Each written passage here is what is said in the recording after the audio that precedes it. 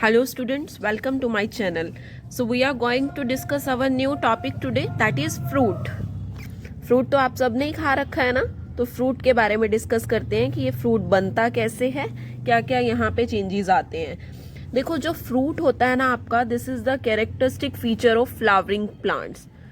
Flowering plants का ये एक बहुत ही अच्छा फीचर होता है, कैरेक्टरिस्टिक फीचर होता है।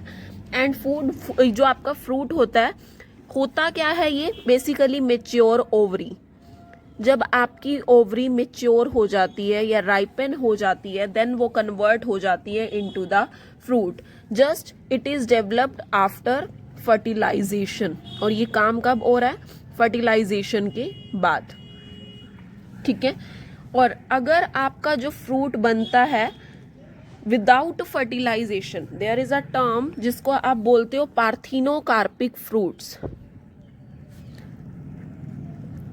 पार्थिनोकार्पिक फ्रूट, ये वो फ्रूट होते हैं जो without fertilization of the ovary बन जाते हैं। यहाँ पे ओवरी की फर्टिलाइजेशन नहीं होती, without fertilization. This is important. So ऐसे वाले फूड को आप क्या बोलते हो? पार्थिनोकार्पिक फ्रूट्स बोलते हो। और जनरली अगर हम बात करें तो फ्रूट के अंदर होता क्या क्या है, यहाँ पे इसकी फ्रूट की एक वॉल होती है, जिस वॉल को आप बोलते हो pericarp. This is known as pericarp. And seeds present होते हैं फूड के अंदर, सीड्स आर ऑल्सो प्रेजेंट।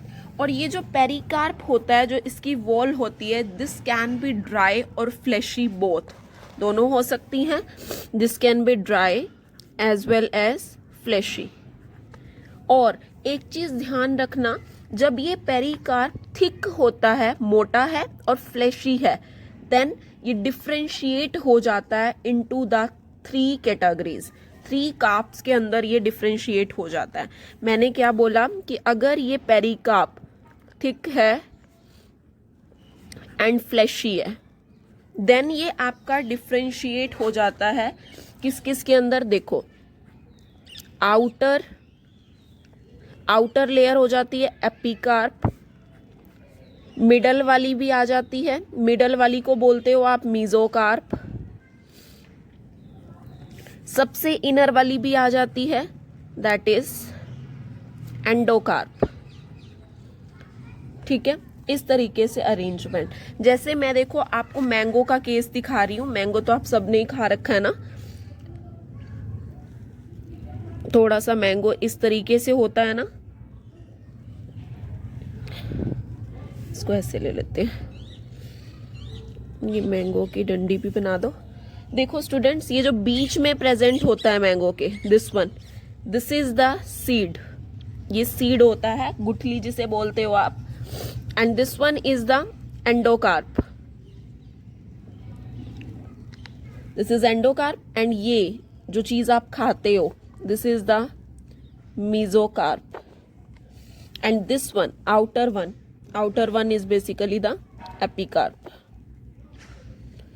ठीक है, तो इस तरीके से यहाँ पे अगर आपका पेरिकार्प थिक एंड फ्लैशी हो तो वो डिफ्रेंशिएट हो जाता है 3 टाइप्स के अंदर। Outer is the epicarp, middle one is the mesocarp and inner one is the endocarp. ठीक है, और एक चीज स्टूडेंट्स यहाँ पे ध्यान रखना, दैट मैंगो के केस में और कोकोनट के केस में, in the case of mango and coconut, आपके जो फ्रूट होते हैं उनको एक टर्म दी जाती है, that is drupe. In case of mango and coconut, here the fruit is known as drupe, and they always develop from monocarpellary superior ovaries। ठीक है, और इसीलिए इनके पास 1 सीड प्रेजेंट होता है।